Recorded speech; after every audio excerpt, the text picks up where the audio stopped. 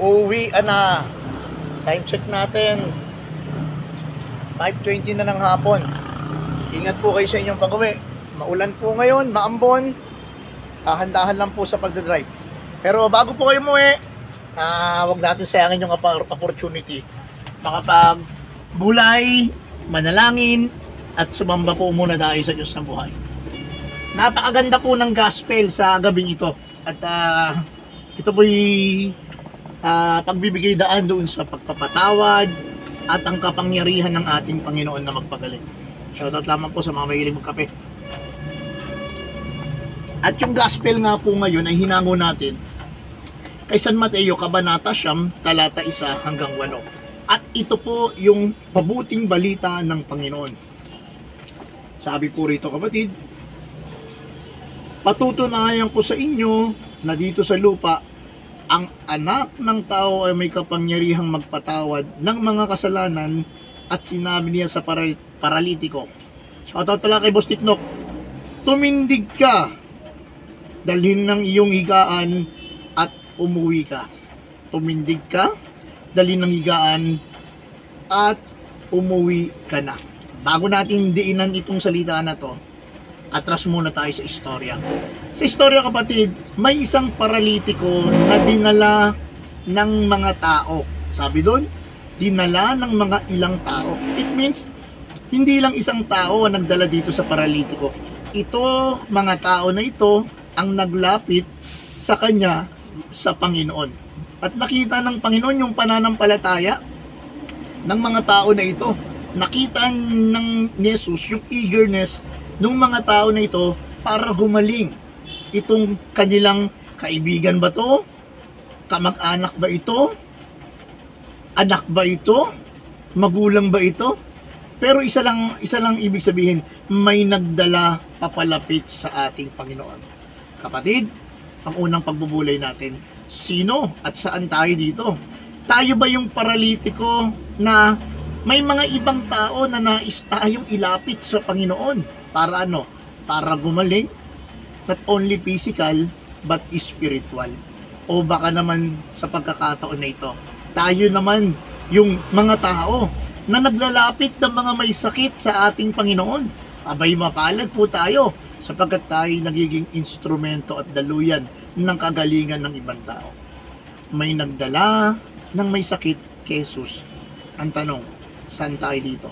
Tayo ba yung dinala o tayo ba yung nagdadala? Ang mahalaga, may Kristo na naghihintay sa atin. The first point, si Jesus ay laging naririyan. Naghihintay magpatawad at naghihintay magpagaling. Kaya lang po, despite ng kabaitan ng ating Panginoon, despite ng kanyang pagiging mapagbigay, mapagpatawad at magpapagaling, nakita pa rin ng tao ang negatibo. Sapagkat ang iniisip nila ay pansariling kapakanan lamang. Kaya ang sabi nila, may mali, di ba? Bakit nilalapastangan ng ating Panginoon? Bakit sinasabi niyang nagpapatawad siya ng mga kasalanan? This time, ipinakita ng ating Panginoon ang kanyang kapangyarihan. Ang unang kapangyarihan, ang magpatawad. Yes, kapatid, ito yung gusto niyang ipaalala sa iyo. Ang Diyos ay Diyos ng pagpapatawad. Anumang istorya ng buhay mo, anumang kasalanan ang nagawa natin, anuman ang kahapon natin, kapatid, ang Diyos natin ay Diyos ng pagpapatawad. Kaya nga ibinigay niya ang kanyang sarili. Para sa ano? Para sa pagmamahal sa iyo at pagmamahal sa akin. Dahil gusto niyang mapatawad tayo sa ating mga kasalanan. Niredeem niya na tayo. Ginastified niya na tayo. Pinatawad na tayo sa ating mga kasalanan. Hindi lamang tayo pinatawad, kung hindi pinagaling pa niya tayo. Bakit kaya inuna ng Diyos ang pagpapatawad kaysa sa pagpapagaling? Inuna ng Diyos ang pagpapatawad so that we cleanse our internal, not only our outside aspect, but kung ano yung nasa puso natin, ano yung nasa isip natin. Nilinis ng Diyos ang mga kasalanan natin, ang mga kahapon natin, upang nang sa ganon, sa paggaling natin physically, makakahayo tayo, makakaabante tayo, makakagawa tayo ng mabuti. At ito yung magandang instruction ng Panginoon sa taong pagagalingin niya, sa taong pinagaling niya. Ang sabi niya, tumindig ka. Dalhin ng iyong higaan at umuwi ka na. Kapatid ko sa pananampalataya, ikaw na nasa banding ng karamdaman, this is an specific instruction sa iyo. Pinapatindig ka ng Panginoon, pinapatayo ka na dyan sa higaan mo. Not only physical na kasakitan, but also an spiritual sickness.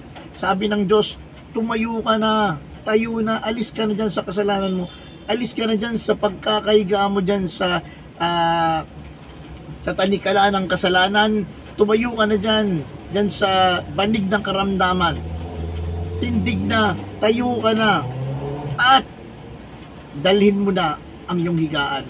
Bakit? Sapagat ayaw na ng Diyos na once pagalingin ka niya, babalik ka muli sa iyong kasakitan.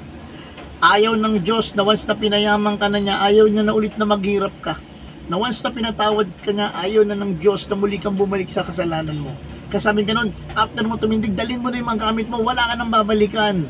There is no turning point, wala ka nang pupuntahan na kamalian. Wala ka nang pupuntahan na kasakitan. Wala ka nang pupuntahan na kahirapan. Bakit? Na kay Kristo ka na, kapatid. And then the third, umuwi ka na. Ba't ka pinauwi?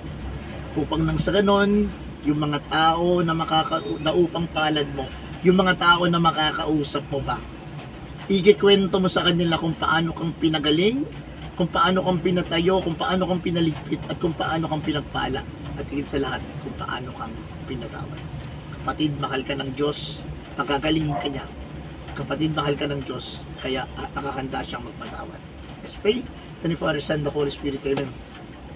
Dakilang Diyos, salamat po sa araw na to, sa pagpapaalala mo, sa pagpapaalala mo, na may isang paralitiko kang pinagaling. Dahil ito'y inilapit ng mga taong nagmahal sa Kanya. This time, this moment, Panginoon, alam ko na may mga taong naglalapit sa iyo sa pamamagitan ng panalangin. Lord, huwag mo po silang biguin. Iparanas sa kanila ang iyong kapangyarihan. Ano man po ang kanilang dalangin, sakit sa pinansyal, spiritual, psychological, o maging sa spiritual, Panginoon, heal them, Lord, in your mighty name of Jesus. At sa oras na to, pinakakawalan namin ng pagpapala, biyaya, kalakasan, katatagan, at higit sa lahat, kapatawaran. Panginoon, ikaw na pong bahala. Sinusuko na po namin ang lahat ng ito na may papupulot pasalamat sa matamis na pangalan ni Jesus, aming Panginoon. Amen and amen. The Father, Son, the Holy Spirit. Amen. Kapatid, maulan pa po. Yan ha. Ingat po kayo sa inyong pagbiyahe. Ingat po sa inyong pagmumotor, pagdadrive. Alalahanin lagi sa inyong pag-uwi. May naghihintay sa inyong pamilya, may nagmamahal. Ingat po. God bless. Uwi na. At lagi natin alalahanin. Just hold the line. Hawakan natin lagi ang salita ng Diyos. Bye-bye. Love you all. Shoutout lamang po muna sa ating kape. Shoutout lang sa mga tropa dyan sa GSD Makati, General Service Department, sa PRMO. Yan, sila Kuya Ikay, sila Kuya Bong, sila Kuya Vic. Yan, mga tropa dyan, si Ate Mary. Yan, mga tropa dyan sa building maintenance. God bless po sa inyo lahat. Pagpalain po tayo ng Amang nasa langit.